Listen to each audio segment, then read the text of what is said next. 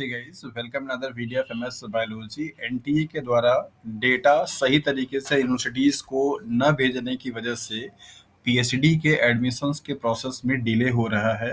और इसका एग्जांपल्स मैं आपके सामने यहाँ पे देना चाहता हूँ। BHU PhD admissions process delayed by 15 days. Net JRF data not received from NTA. NTA की तरफ से एक सीट जो कि हर यूनिवर्सिटीज़ के पास जानी थी, और उस शीट में पूरा मेंशन हो रहता है कि कितना जेआरएफ, कितना नेट एलएस, और अब की बार से पीएचडी ओनली के लिए जो क्वालिफाइड कैंडिडेट्स हैं उनके बेसिस पे यूनिवर्सिटी वाले अपने इंफॉर्मेशन ब्रोशर में कट ऑफ मेरिट का जो है वो क्राइटेरिया देते हैं कि ये लोग एलिजिबल होंगे अप्लाई करने के लिए। बट ये डेटा अब तक बीएचयू के पास रिसीव नहीं हुआ है, जिसकी वजह से अब तक बीएचयू का फॉर्म पीएचडी का आ जाना चाहिए था। बट ये डेटा रिसीव न होने की वजह से बीएचयू ने अभी तक अपना फॉर्म पब्लिश नहीं किया हुआ है। ऐसे ही इसी एनटीए के डिले करने की वजह से बहुत सारे बच्चे बहुत अच्छे अच्छे जगह के फॉर्म अप्लाई नहीं कर पा रहे हैं, और कई जगह पे वो गवर्नमेंट जॉब के लिए भी अप्लाई नहीं कर पा रहे हैं।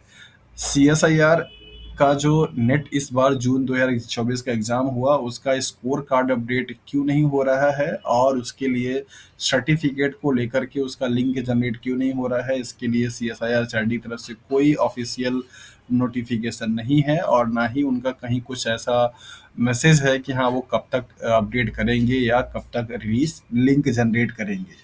आज के इस वीडियो में हम लोग देखेंगे कि जो बीएचयू पीएचडी एडमिशन्स का जो प्रोसेस है, अब वो कैसे चेंज हो गया है पहले के कंपैरेटिवली, और क्या जो एलएस के लिए क्वालिफाइड है और पीएचडी ओनली के लिए क्वालिफाइड है, क्या उनके लिए भी अपॉर्चुनिटी बीएचयू में एडमिशन लेने के लिए है? तो डेफिनेटली है।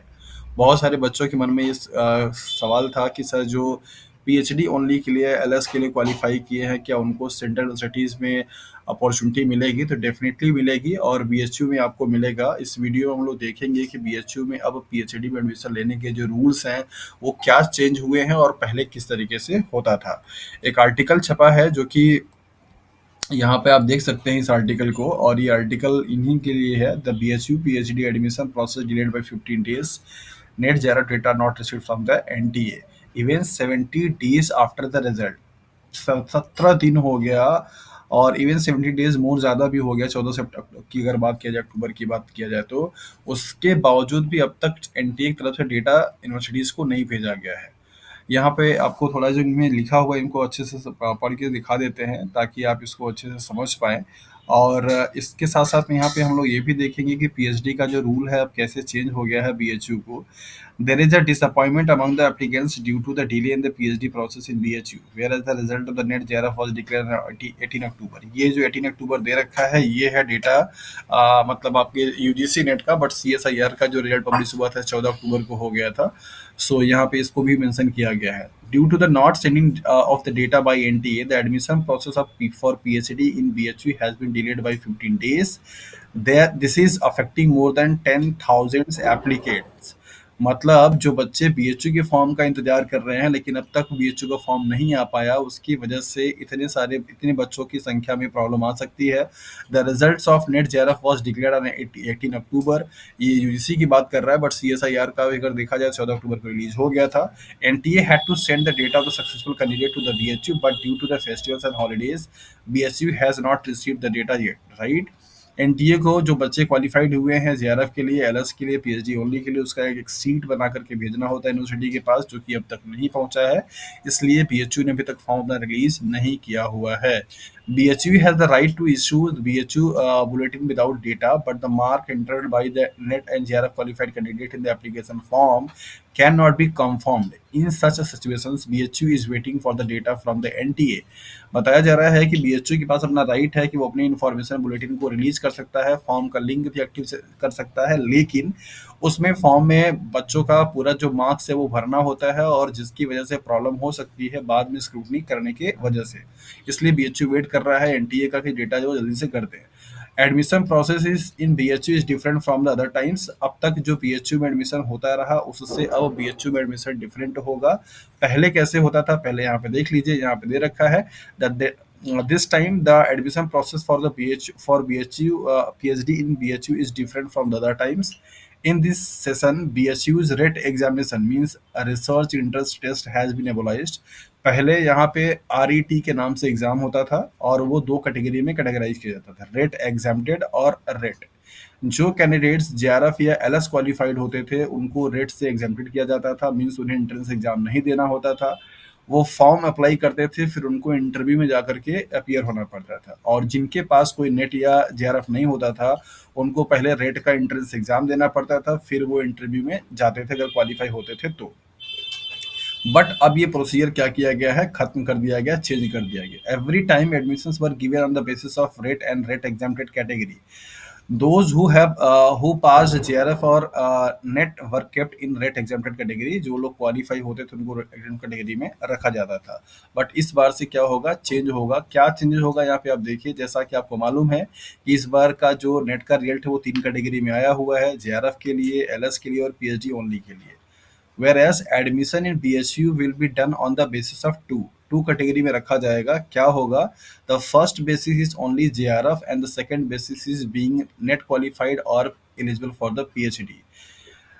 The candidates who are JRF, their selections will be done only on the basis of marks obtained in their interview।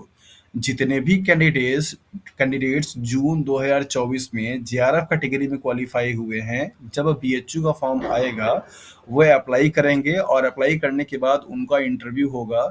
उनका सिलेक्शन सिर्फ और सिर्फ उनके इंटरव्यू में पाए हुए मार्क्स के बेसिस पे होगा। उनका JRF में कितना रैंक है, कितने मार्क्स पाए हैं, उससे कोई मतलब नहीं होगा।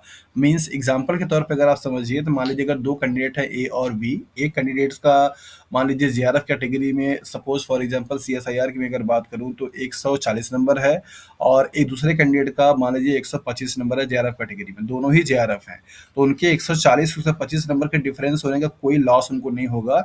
JRF मीन्स JRF, उनका सिर्फ जो मेरिट बनेगी वो किसके बेसिस पे, उनके इंटरव्यू के मार्क्स के बेसिस पे। लेकिन those who have qualified net और PhD, only PhD, their admission will be done on the basis of combining the marks of net and interview।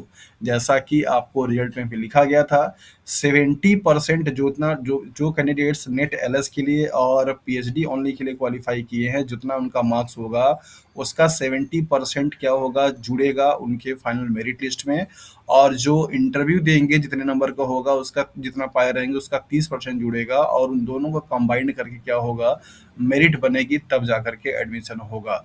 तो अगर आपका रिजल्ट नेट LS में है या PhD ओनली में है, तो आपको बहुत ज़्यादा निराश होने की ज़रूरत नहीं है। आपको BHU जैसे सेंट्रल यूनिवर्सिटीज़ में से PhD करने की अपॉर्चुनिटी है, मौका है, चांस है, आप कर सकते हैं। आपका इंटरव्यू बेहतर हो उसके लिए आप अच्छे से तैयारी करते रहिए। तो जो लोग JRF वाले हैं वो लोग सिर्फ अपना फोकस करें उसके लिए, दैट मीन्स इंटरव्यू के लिए। उनका सिलेक्शन सिर्फ इंटरव्यू के बेसिस पे होगा, जबकि जो लोग नेट LS और PhD ओनली के लिए है, उनका सिलेक्शन नेट में obtained marks as well as interview में ऑब्टेन्ड मार्क्स के कंबाइनिंग स्कोर के बेसिस पे होगा। सो गाइज, UGC और CSIR नेट जो एग्ज़ाम्स हुआ उसके अपडेटेड स्कोर कार्ड को लेकर के, इस पर्टिकुलरली CSIR और उसके ई सर्टिफिकेट को लेकर के जो डिले हो रहा है, और इससे बच्चे बहुत ज़्यादा परेशान हैं। मेरी तरफ से आप सभी लोगों को यही सजेशंस है कि उस सर्टिफिकेट को लेकर के, स्कोर कार्ड को लेकर के बहुत परेशान मत होइए। जहाँ कहीं पे फॉर्म मिल रहा है भरने के लिए, आप उसको अप्लाई करते रहिए। अब कब NTA और CSIR चार्टी मिल करके ये डेटा जनरेट मतलब पब्लिश करेंगे, इसको लेकर के कोई एग्जैक्ट आइडिया नहीं है। मेल का अभी तक कोई रिस्पॉन्स नहीं आया है कि मैं आपको बता दूं कि हाँ कब आएगा कब नहीं आएगा। कई सारे कैंडिडेट्स पूछते हैं कि सर कब रिलीज़ होगा अपडेटेड स्कोर कार्ड। मैं कैसे बता सकता हूँ, मेरे पास कोई ऐसा खुफिया तंत्र नहीं है कि मैं वहाँ पे आदमी बैठा कर रखा हूँ और बता दूँ आपको कि हाँ ये आने वाला है। जो भी इन्फॉर्मेशन होगी वो ऐसे ऑफिशियल वेबसाइट पे ही आती है, आप भी उसको चेक कर सकते हैं, और नहीं तो जब आएगी तो आपको इस यूट्यूब वीडियो के माध्यम से पता चल ही जाएगा। सो आज के लिए इतना ही। अपना अच्छे से ख्याल रखिए और अच्छे से स्टडी पे फोकस करते रहिए। Thank you for watching this video.